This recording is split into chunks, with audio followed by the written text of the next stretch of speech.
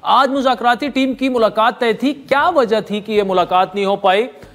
जब तक ये मुलाकात नहीं होगी आप हुकूमत को तो तहरीरी तौर पर मुतालबात देने की पोजीशन में नहीं होंगे, एम आई राइट? जी, यही पोजीशन बिल्कुल वाज़े तौर पे बयान कर दी गई थी लास्ट टाइम जब मीटिंग हुई है जी। और बेसिकली उसकी वजह बड़ी क्लियर है। वजह यह है कि हुकूमत डिमांड कर रही है कि आप तहरीरी तौर पे हमें दें अपनी डिमांड्स को। वो डिमांड्स तो पता है हमें क्या हैं और इमरान खान साहब ने उसका जिक्र भी किया है अपनी मुख्तलिफ मीडिया टॉक्स पे जी। लेकिन जब वो फाइनल तहरीरी तौर पे आना है तो ज़रूरी है कि एक उसको पहले से अप्रूवल उसका मिल जाए कि क्या कहना है ताकि कोई किसी किस्म की कंफ्यूजन ना हो। इसलिए ज़रूरत थी कि एक रिक्वेस्ट भी की गई थी कि एक मुलाकात कराएं ताकि हम ये मुज़ाकराती कमेटी जो है वो अपना मौक़िफ़ पेश कर सके राइटिंग में। उस चीज़ की फैसिलिटेशन जो हुकूमत ने कहा था कि हम करेंगे, अभी तक किसी वजह से वो नहीं हुई, इसलिए ये मामला वहां रुक गया है। तो अब जो हमें डेडलॉक नजर आ रहा है उसमें मेन हर्डल यही है कि हुकूमत ने जो फैसिलिटेशन करवानी थी बानी पीटीआई से आपकी मुलाकात की वो नहीं कर पाए। लेकिन अगर ऐसा ना हुआ तो क्या कोई वजह आपको दी गई कि क्यों नहीं वो मुलाकात आज हुई जो कि तय पाई? क्योंकि खुद इरफान सदीकी साहब ये कह चुके हैं कि इनका एक मुतालबा था बानी पीटीआई से जाकर मिलने का और वो हम पूरा करेंगे।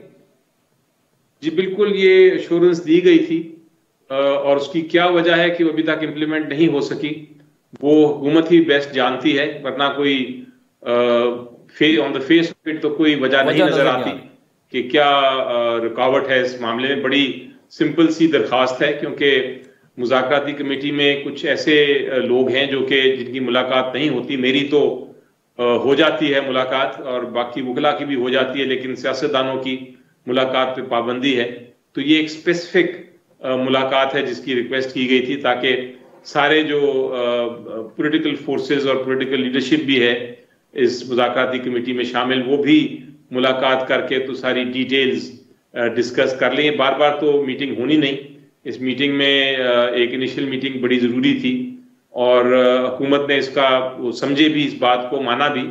क्यों नहीं उसको कर रहे इम्प्लीमेंट ये समझ नहीं आ रही। ये वजह एक हो सकती है कि वो हुकूमत भी चाहती है कि मामला डिले हो और उसी वजह से शायद ये मीटिंग नहीं हो रही। अच्छा राना साहब, मुज़ाकराती टीम का हिस्सा हैं, उनके सामने मैंने यही सवालात रखे कि क्या वजह है कि आज मुलाकात नहीं हो सकी। तो उन्होंने कहा अगर आज नहीं हो सकी तो कल हो जाएगी और जैसे ही ये मुलाकात होती है तो उससे अगले दिन मुज़ाकरात का तीसरा दौर भी शुरू हो जाएगा। लेकिन सवाल यह कि अगर ये मुलाकात हो जाती है तो क्या उसके बाद तहरीक इंसाफ को अपने मुतालबात तहरीरी तौर पर देने में कोई मसला तो नहीं दरपेश? आप राजी हैं इस पर? जी, मेरी नज़र में कोई ऐसा प्रॉब्लम नहीं होना चाहिए क्योंकि मेरा ख्याल है जो दो डिमांड्स हैं वो तो बड़ी वाज़े तौर पे बड़ी क्लियरली जुबानी बता दी गई हैं और बार बार बताई गई हैं।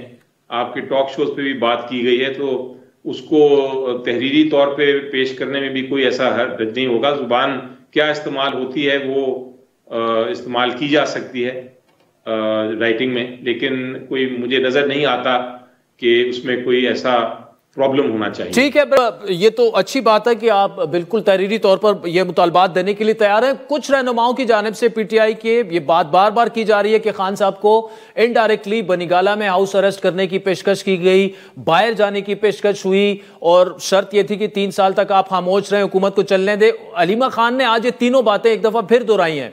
आपकी खान साहब से रेगुलर मुलाकात होती रहती है, क्या वाकई ऐसा कोई ऑफर हुई है? वो कौन से जराए हैं जहां से ये ऑफर हुई? जी देखिए, जहां तक ऐसी ऑफर इनडायरेक्टली आई है वो तो बिल्कुल इमरान खान साहब ने वाज़े तौर पे मेरे सामने मीडिया से गुफ्तगू करते हुए बताया है, लेकिन वो इनडायरेक्ट सोर्स क्या है उसका इल्म मुझे नहीं है, वो उन्होंने बताया भी नहीं है।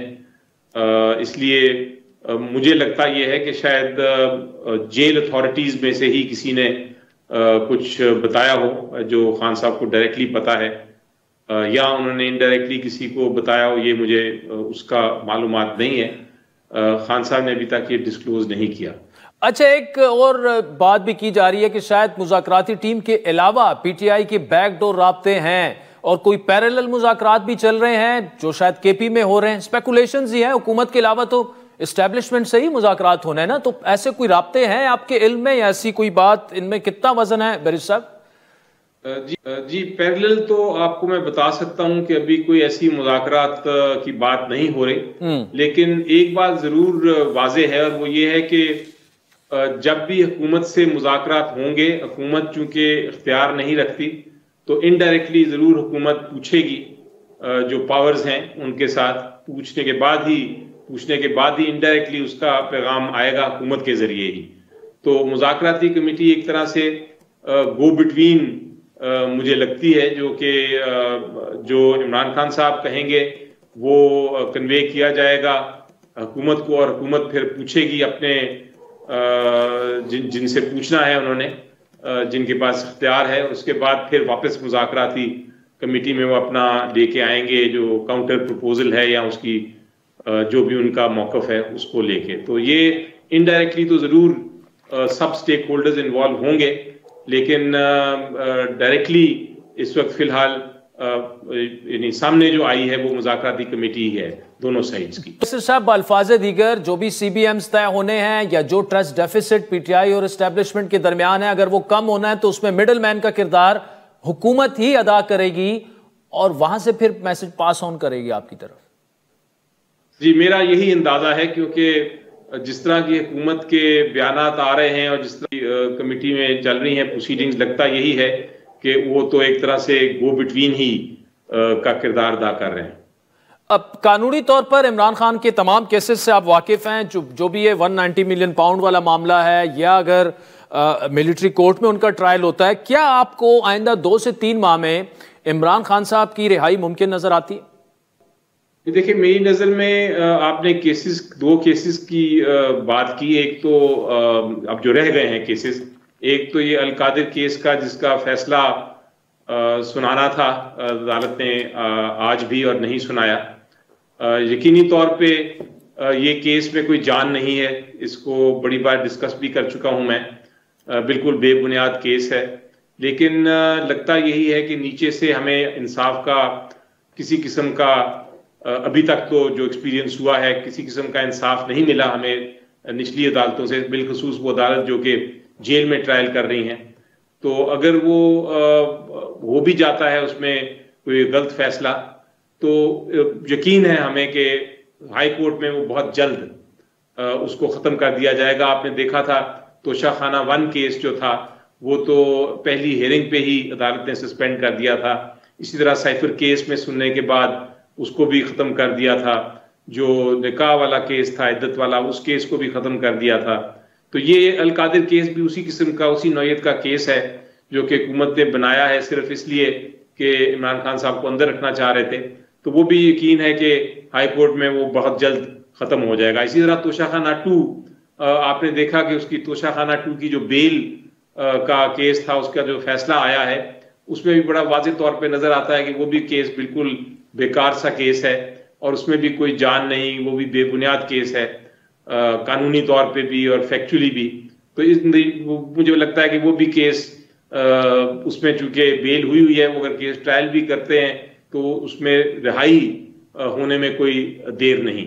तो मुझे लगता है कि इंशाल्लाह 100% इमरान खान साहब अदालती केसों में तो बाहर आ जाएंगे। अब हो ये रहा है कि कोई ना कोई नया केस बनाने की कोशिश करती रहती है, हुकूमत कोशिश करती रहती है कि किसी तरह उनको अंदर रखें, लेकिन अब उनके पास उनके जो वेपन्स थे, उनके जो हथियार थे, वो कानूनी तौर पे बिल्कुल बेकार हो गए हैं और उनके पास अब कोई ऐसा मेजर एमुनिशन नहीं रहा जिसके तहत वो इमरान खान साहब